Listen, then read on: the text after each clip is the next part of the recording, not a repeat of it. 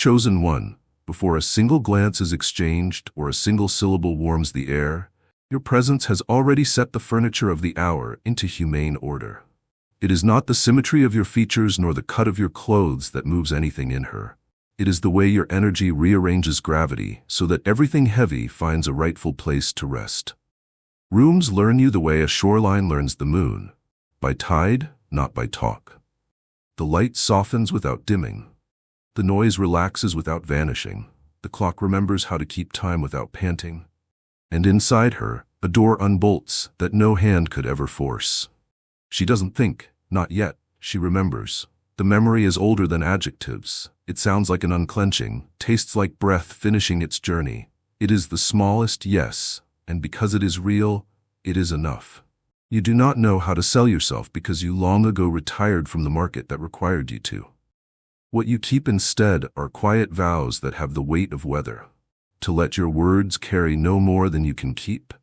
To let your gaze return ownership instead of collecting it. To let your nearness be a room with windows rather than a tunnel with mirrors. That keeping becomes climate, and climate is what the body trusts first. Her shoulders resign from their unpaid vigilance. Her jaw takes off its uniform. The ribs cancel the overtime shift. Nothing dramatic, only the miracle of a nervous system relieved of the task of proving it deserves air. Your beauty, if we must call it that, does not sit on your skin. It lives in your governance. You have taught your heat the language of hospitality. You have taught your hunger the manners of reverence. You have taught your attention to pay rather than to invoice. She reads all this faster than thought, in the punctuation of your pauses, in the angle of your quiet, in the way you refuse to drag a moment to your preferred speed. Home, to her body, is not an address. It is the absence of debt. You are remembered as home because your presence doesn't tax her for being whole. She has been applauded in rooms that secretly charged her for applause. In those places, admiration arrived with fine print, and tenderness was a tool used to pry her open. Your invitation contains no hardware. It is a lamp set at a human height, a chair placed to face a face instead of an exit. A sentence that lands with the weight of use, not the weight of theater. She feels safe to let silence do some of the speaking. She feels safe to answer slowly enough to hear herself answer. She feels safe to bring her weather, knowing yours will not rename it to keep you comfortable.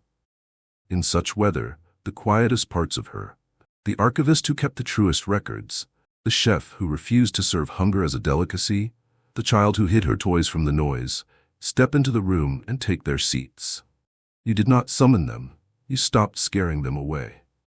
There is a rumor in the world that love must be spectacular to be real, that lightning is a proof no lamp can rival. But she sees what most miss. Lightning asks for cleanup, while lamps keep bread visible. You carry lampwork. Your steadiness teaches the room to breathe at a pace it can sustain. Breath that can be sustained is the first sacrament of trust. In it, a hierarchy rearranges itself. Performance steps down from the throne. Coherence takes the seat. Suddenly, beauty is not a costume. Beauty is alignment. Suddenly, desire is not a tactic. Desire is warmth under vow. Suddenly, closeness is not a negotiation. Closeness is an architecture with soft doors and honest hinges. You are chosen not because eyes can catalog you, but because bodies can rest around you. The feminine is not fooled by polish when pressure is hiding beneath it. She does not audit your features, she audits your field. Does it honor thresholds or does it hurry them? Does it publish limits or does it punish questions? Does it keep its fire in lanterns or does it wave torches to force attention? Your answers are lived rather than pronounced, and that is why her system believes them. Belief at that depth changes posture. It changes pace. It changes the way her laughter returns to its true register, deeper by an octave, free of the brittle overtones that nerves pretend are sparkle. In this invitation, you do not make her smaller to fit your comfort, nor do you inflate her to decorate your myth. You let her be exact. Exactness is the great luxury of the honest room. It allows the no to arrive without spectacle and the yes to arrive without debt. It lets curiosity stay curious without being conscripted into confession. Exactness is the soul's native language, and your energy, kept, clean, unhungry, translates it without adding accent.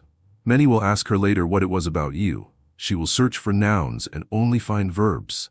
The way you kept time, the way you placed your words, the way you didn't reach for her when reaching would have been a theft. They will not understand. They have not learned the taste of a room that does not charge interest. Chosen ones are not anointed by spotlight, but by usefulness.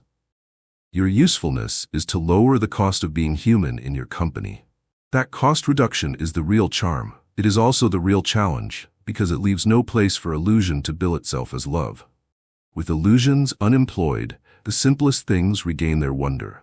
A sentence that doesn't wobble, a boundary that blesses the space it draws, a farewell that leaves the future unburdened.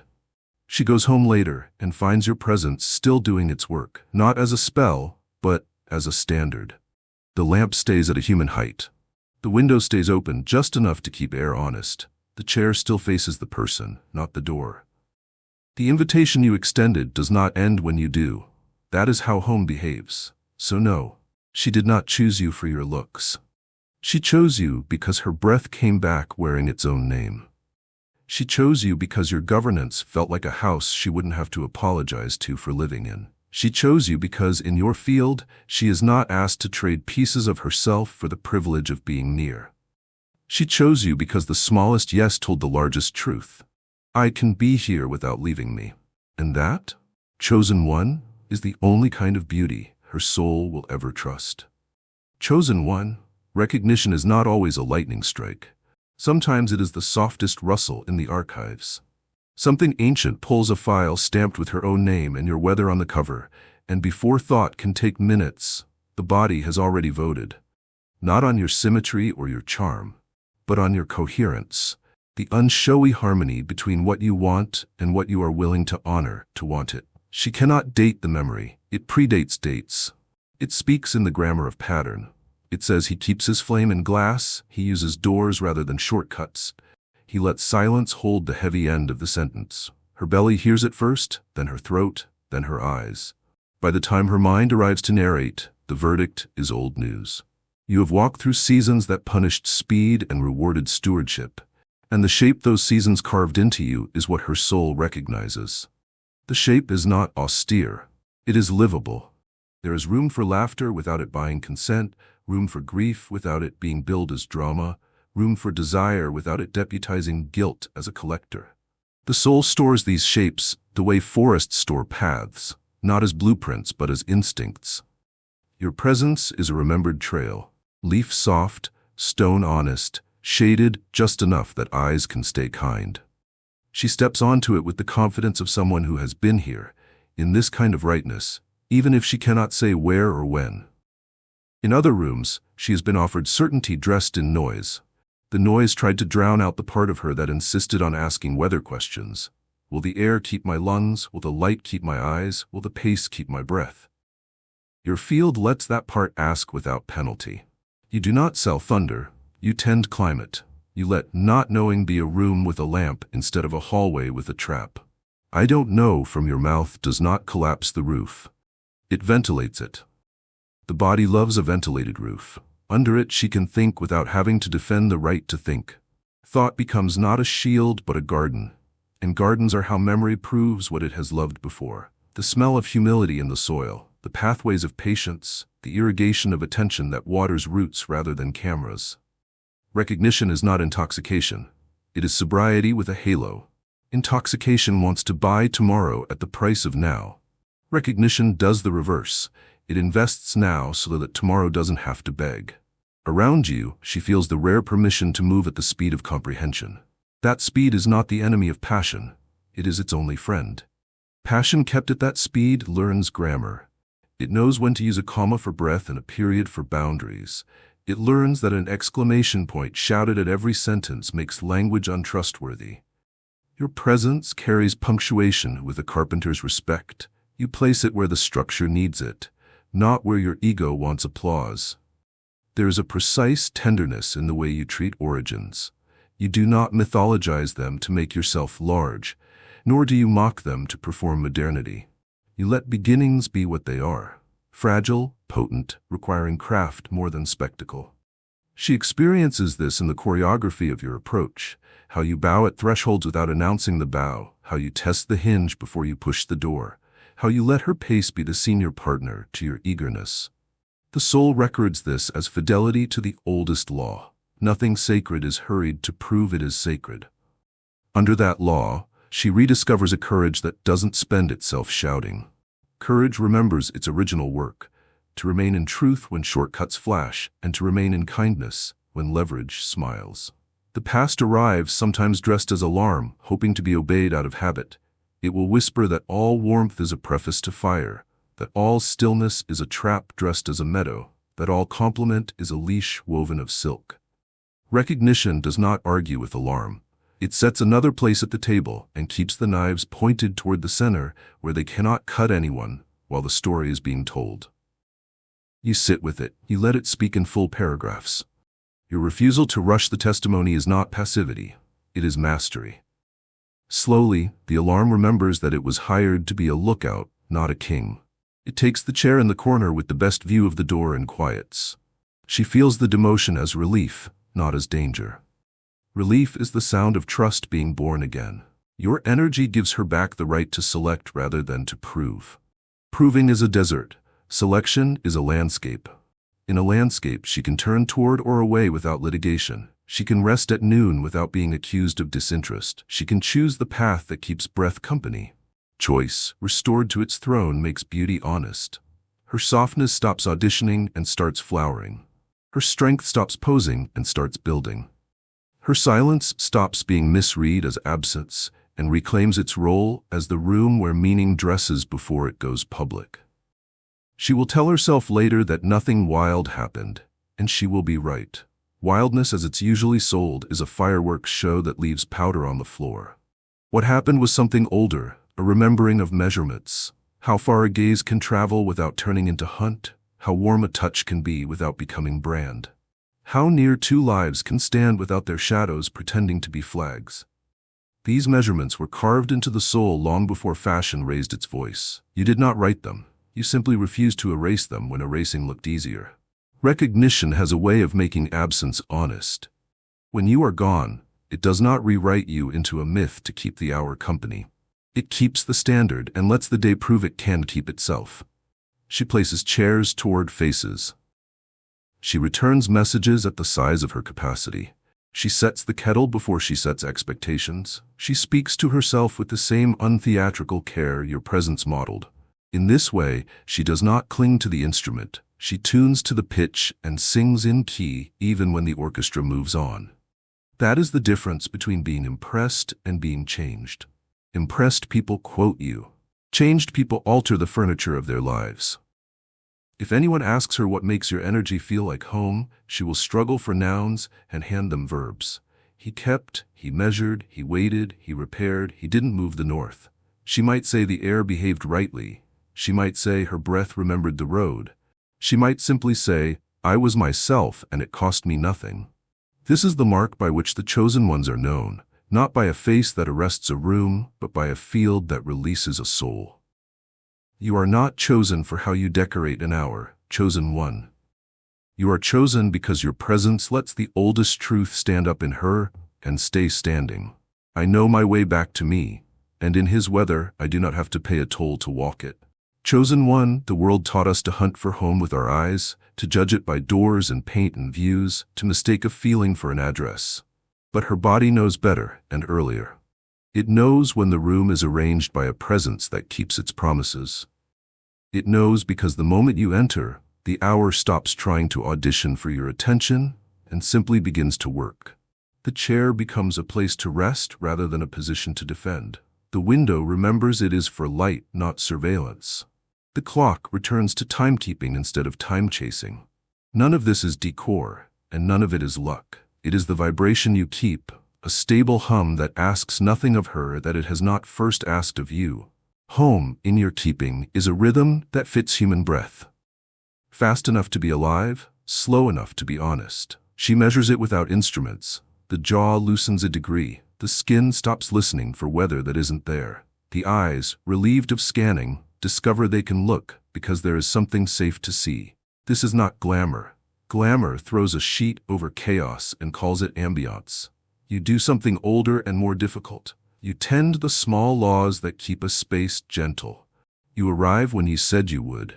You speak at a temperature that words can endure. You calibrate closeness to comprehension. You let silence stay long enough to do its intelligent work. Her body translates these laws into one verdict: belong. There is a music to belonging that can't be taught by noise. It is tuned in the bones, in childhood rooms where no one knocked, in corridors where sincerity was taxed as naivete, in nights when the bed held more arguments than sleep. The bones learned, and they are not easily fooled by polish or pedigree. They know a house that will make them pay for warmth. They know a face that hires their vigilance as a doorman. Around you, the doorman is dismissed. Not because you have declared yourself harmless, but because you have proved yourself legible. Legibility is the true luxury. It makes the body stop budgeting for surprises. It lets softness go off the clock. You aren't chosen for ornament. You are chosen because you carry the quiet architecture of a place that works. Architecture is never merely look. It is load-bearing choices, repeated until the beams remember. Your choices are old-fashioned and revolutionary.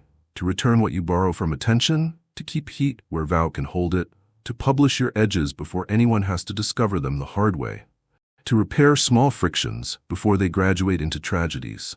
In that architecture, thresholds become sacred again. She can pause at them, listen to her own weather, decide from the center rather than from the edge.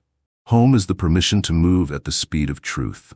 You grant that permission by refusing to hurry truth to flatter desire. Home is not a cage that calls itself commitment. Home is a frame that honors a view. You carry frame. You are not threatened by what her window shows. You do not lower the blinds to make your certainty feel taller.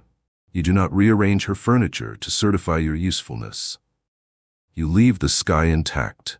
You leave the exits visible. You leave the door on its hinge so entry and departure can both keep their dignity. She feels this in the way yes and no sit beside one another without sharpening knives. Where both can live, neither has to scream. The nervous system understands this faster than language can complement it. A body that does not have to shout is a body close to home. You are not wallpaper, you are insulation. Wallpaper makes a show of color while winters pass their bills to the bones. Insulation is invisible and decisive. It keeps heat in and drafts out, and because of it, the simplest acts become rites. A cup of tea that tastes like tea instead of agenda, a laugh that lands without debt, a touch that continues what truth began, rather than campaigning for what truth cannot carry. She will not recall later the exact hue of your shirt. She will remember that, with you, the daylight held, the floor didn't tilt, and breath finished the sentence it started. She will call this memory beauty because there is no better word for a body returned to itself. You hold a house key made of practice. Practice is unglamorous and undefeated. It is the way you set the kettle before your point, the way you name the time before you name your need, the way you keep goodbyes soft so tomorrow won't inherit slammed hinges. Practice teaches the walls what to do when storms appear uninvited. They flex. They do not crack. They do not threaten collapse to extract attention. And if a pane breaks, you do not stage a eulogy. You fetch the tools and the measurements, and you restore what honest weather requires. Watching you, she realizes home was never safety from weather. It was steadiness in weather. Not absence of wind, presence of craft. Home also has the scent of provision. Not abundance that brags, not austerity that shames, but enoughness that refuses theater. You do not hoard attention or ration warmth. You place them where they can be reached without begging. You think about later without mortgaging now. You save seed. You light lamps before dusk, rather than performing competence in the dark. She notices how this changes the flavor of desire.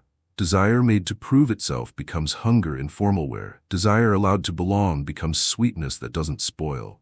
Sweetness that doesn't spoil is what grown bodies can trust. In your field, her memories stop protesting. They stop lining the hall with old judgments and let experience pass without frisking it. Protest is not her enemy. It was her way of surviving in rooms that charged admission. Now survival can retire, and discernment, quiet, practical, unafraid, takes the job. Discernment rearranges her day. She accepts fewer invitations, but attends more fully. She speaks fewer sentences, but each one lands where it can work. She gives in ways that don't bankrupt tomorrow. She rests without defending rest as a strategy. This is the domestic grace of home, power that doesn't have to pose. Call it chemistry if you like, but chemistry too often mistakes spectacle for science. The truth is less cinematic and more durable. Your energy keeps a humane frequency. It's why strangers tell you things they were sure they'd forgotten, why children stop crying near your knee, why elders speak to you as if you've been here before. You have, in the only way that matters, you have stood in yourself long enough to be a place. When she says you feel like home, she is telling the oldest truth in the body's language. Here I can be exact, and exactness costs me nothing. Home is rarely loud about itself. It is found in the way the room looks after you leave. If the lamp remains at a height where faces can be seen, if the chair still faces the person more than the door, if the window is open just enough to keep the air honest and closed just enough to keep the weather kind, then your vibration did not advertise, it instructed. She will keep those instructions without ever calling them by name. She will just notice that around her, people breathe easier, and arguments choose dignity, and laughter finds its real octave. The chosen ones do not brand this as magic. They sweep the floor, salt the soup, wind the clock, and let the house do the rest. So no, not your looks. A face can be admired and still leave a life unsheltered. What shelters is the rhythm you keep when the room has stopped watching, the climate you carry when the story has stopped clapping. That is the vibration her soul calls home. That is the field she orients to when maps fail. That is why she comes nearer with the calm of someone returning, not the panic of someone chasing. You didn't win her. You held a frequency steady enough for her to find her own. Chosen one, you are not a spotlight that demands applause. You are a refuge that returns breath. The world produces many stages and very few sanctuaries. On stages, the body performs its survival. In sanctuaries, the body practices its life. Your presence builds the second. Not because you speak in psalms or decorate with slogans, but because you carry the unremarkable mercies that make a room safe to be real. Tone that does not weaponize, timing that does not rush consent, attention that does not collect souvenirs from the soul. She enters and feels not the pull to impress, but the permission to arrive. That permission is the magnet. It doesn't drag, it draws. It does not bargain, it blesses. Refuge begins at the threshold, where the most violence is done to what is sacred. You keep thresholds honest. You do not cross them with a grin that disguises entitlement. You stand there long enough for the hour to declare its terms. Sometimes the terms are slowness, sometimes they are laughter, sometimes they are grief that needs a floor and none of your fixes. You allow for all three without turning any into a performance. Allowance at this level is not passivity. It is mastery over the hungry parts that would consume a moment to prove a myth. Mastery is felt before it is seen. Her body reads it as the absence of looming. Without looming, she does not shrink. Without shrinking, truth arrives in her correct size. You mirror without stealing. Mirrors that steal are easy to spot. They return a person's outline but replace the center with whatever they want to sell. Your reflection is clean. It does not flatter for access or criticize for leverage. It simply hands her back to herself at the right temperature. Suddenly, apologies grow scarce because nothing is being purchased with charm and nothing is being bullied with righteousness. She speaks from the part of her that remembers the difference between performance and presence, and you answer from the part of you that doesn't need to be right to remain real. In this pairing, shame runs out of oxygen. Shame cannot live where edges are legible and warmth is governed. Refuge is not the absence of heat, it is heat under oath. Many have tried to sanctify themselves by going cold, confusing numbness with holiness. You keep your fire alive and housed. Housed flame does tender work. It warms what trembles, it lights what hides, it asks questions at a human volume. In that light, she discovers she does not need to make an exhibit of her wounds to receive care. Care arrives because the room is arranged to serve it, the way a kitchen serves hunger, because everything is where it should be. There is water. There are clean cups. There is the quiet competence of someone who has used these tools for a long time and does not need to narrate the recipe to be believed.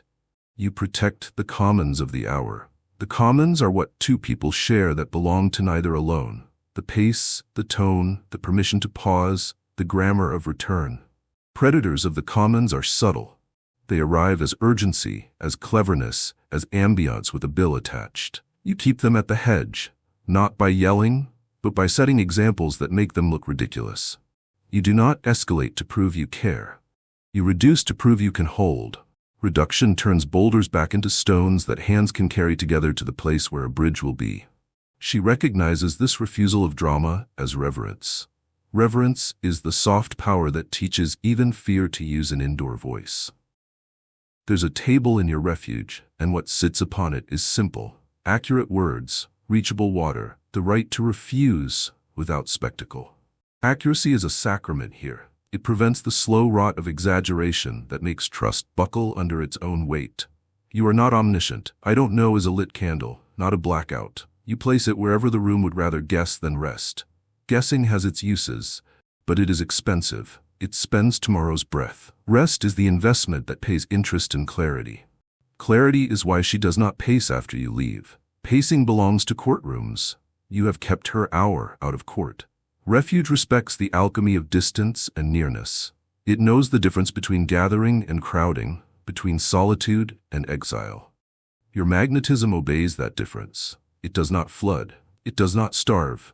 It moves like the tide that keeps a shoreline alive, washing in with kindness, drawing back with the same. You neither hoard nor withhold. You simply let the hour breathe. In such breathing, attraction changes from extraction to exchange. Her body feels the rare miracle of being desired without being requisitioned. The miracle is not small. It rewrites memory. Your refuge makes room for play, which is how holiness proves it isn't brittle. Play here is not a decoy for predation. It is the intelligence of joy at work. It is laughter that moves furniture but never steals it. It is teasing that never spends respect. It is the tiny courage to be silly without becoming slippery. Play is often the first thing fear confiscates. You return it the way a good neighbor returns a tool, cleaned and oiled, with thanks for the loan. She notices the way her shoulders change shape when play is legal again. They stop impersonating battlements. They become wings and shelves, useful for flight and for holding what matters. Refuge has rituals, and yours are humble. You make tea at ordinary temperatures. You tell time out loud so hope doesn't have to guess. You clean the hinge instead of blaming the wind. You end when ending will keep the future strong. These rituals are not branding, they are scaffolding. They lift the weight so the structure can be repaired without collapse. Because of them, she learns a new generosity, to leave a room the way she found it but warmer. She walks into other spaces carrying your standard like a scent that improves air without announcing itself. People breathe easier and do not know why. You do. Refuge spreads by example, not by sermon. What you refuse is just as holy as what you offer. You refuse to turn sacred weather into spectacle. You refuse to monetize wonder. You refuse to outsource courage to chemistry. You refuse to punish slowness because meaning travels at that speed. These refusals are why she trusts you. Trust is not built by grand gestures. It is built by the resistances that leave a life unharvested. An unharvested life will give freely. A harvested one will perform to survive. You have made giving feel like breathing again. In the end, the magnet in your refuge is not mysterious. It is merciful. It gathers what is scattered and lets it be whole without paperwork. She does not linger because your face promises an easy story. She lingers because your field promises an honest one. She is not in love with adornment. She is in love with solvency, with the divine human right to be complete among others who keep their weather. That is why she calls you home with her eyes, even when her mouth is busy with ordinary words. That is why chosen ones are chosen, not for how they decorate a life, but for how their presence makes room for lives to decorate themselves with their own unborrowed light. Chosen one, there is a threshold where beauty ceases to be something worn and becomes something kept. You stand there like a doorkeeper who knows the difference between spectacle and shelter. She does not come to you to be dazzled. She arrives to be received. The world has shown her many entrances disguised as invitations, rooms perfumed with charm, corridors lined with trophies, lighting calibrated to sell a feeling. Those doors take more than they give. Yours returns more than it asks. This is why her gaze lingers not on your angles or the tailoring of your hours, but on the way the space around you begins to hold. A sanctuary is not made of stone, it is made of choices repeated until trust can stand upright. Your choices have been patient. They have learned to endure without posing, to serve without announcing, to warm without burning. She recognizes the craft even if she cannot name its tools. You do not audition for her soul. You set the room the way caretakers set a table. Water before wine, bread before stories, listening before answers. The atmosphere does the talking first. Air no longer hustles. Time stops charging late fees. The chair proves it can bear weight without turning into a trap. Even the floor behaves kindly, asking nothing more than honest steps. Sanctuary is practical like this. It is the refusal to let small frictions become large injuries. You have a habit of noticing where hinges squeak and oiling them before they call a gathering.